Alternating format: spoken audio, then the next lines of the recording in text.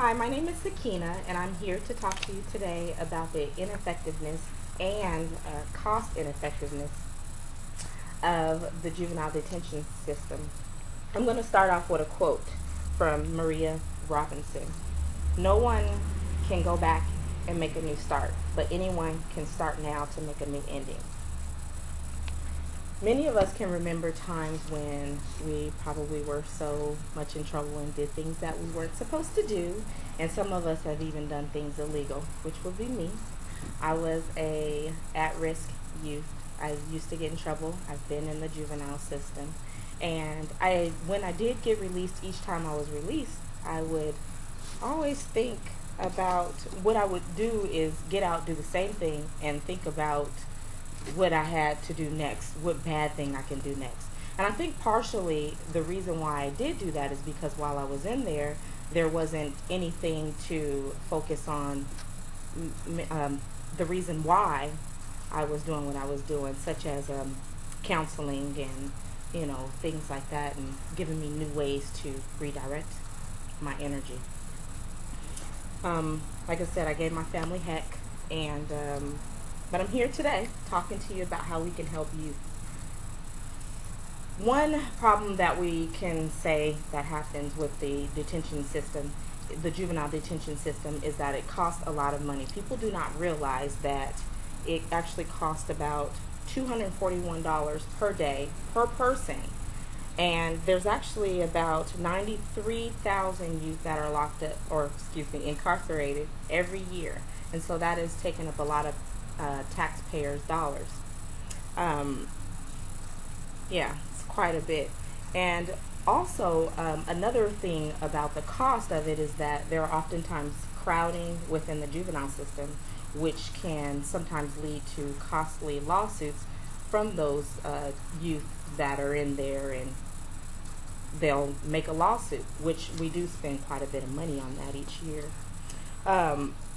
Excuse me. Nearly 70% of the youth in detention centers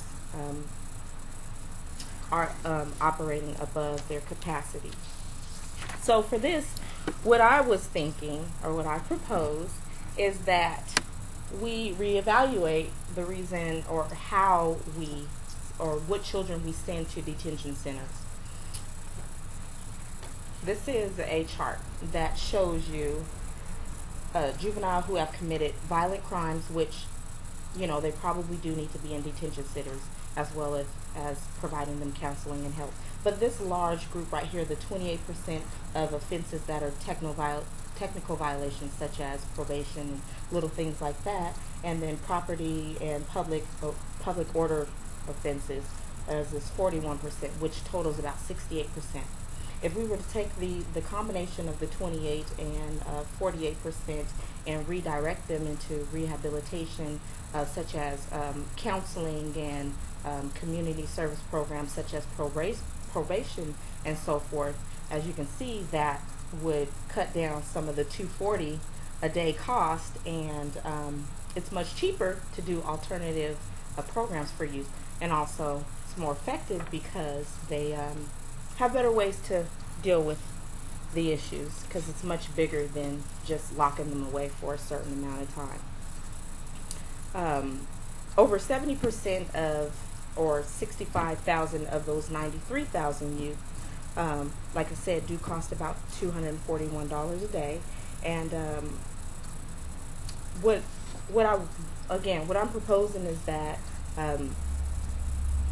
good candidates for alternative juvenile system, like I said, was for the children who did not commit crimes that would hurt or harm somebody. And believe it or not, with the proof that we have involving the budget, despite the obvious budget crisis, some believe that detaining these youth, the non-violent youth, and paying the cost is a far small price to pay. So I don't know. That's to be questioned. That's why we're talking about this. Okay, so we've gone over the financial reasons of why, but I also wanted to display that if we give our youth a chance, I believe that we'll have better outcomes. Many of the youth have other issues that are underlying family problems, peer problems, and they're also developing just as we are. As adults, we make mistakes, and we are expecting children to make mistakes. I'm not saying give them a slap on the hand, but I'm just saying to look into alternative programs. There are actually 4 programs in the state of Washington right now that are proven effective. 2 being family and community-based therapy, which is multi-systemic therapy and functional family therapy. Also, aggressive placement training and intra-agency coordinations, which is usually when a doctor would talk with this child's probation officer and they just kind of come together and develop a plan. People do disagree with these juvenile, with the rehabilitation services as because they feel like they're not effective, and they feel like they, impose a problem upon the community safety. However, if you do additional research, you will see that methods that impact our youth's lives in the system, impact their lives, is more of a stern and loving, way, and that could be more impactful in the long term. Now, I just want to show you this right here. This is a group of juveniles with an American flag behind, and this stood out to me because I don't see youth that way. Even if they get into a little bit of trouble, I don't see them that way, and I would like that everybody else see them in another light, that they can be better citizens in the world. If we continue to spend unnecessary money on confinement of non-juvenile children, if we continue to spend that money on non-violent crime offenders, we're going to see overworked correctional officers, which can lead to safety for the correctional officers as well as the detainees. What I hope to accomplish, if you've ever even thought about it, maybe you haven't, I just want you to see how we can rehabilitate youth and how it's important not to give up on them. It's a community effort, and we should all do our part as mentors and sometimes just being lending an ear to them. If we do not put in the time into our youth, we'll be doing an injustice to them and for ourselves. Like I said, I remember being a troubled teen, but now I stand before you in college, giving you a speech for my college class because I was a teen who is a product of rehabilitation services. It works. Just want to end on this note.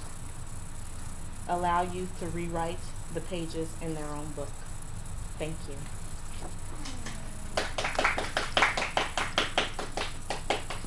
This is my audience.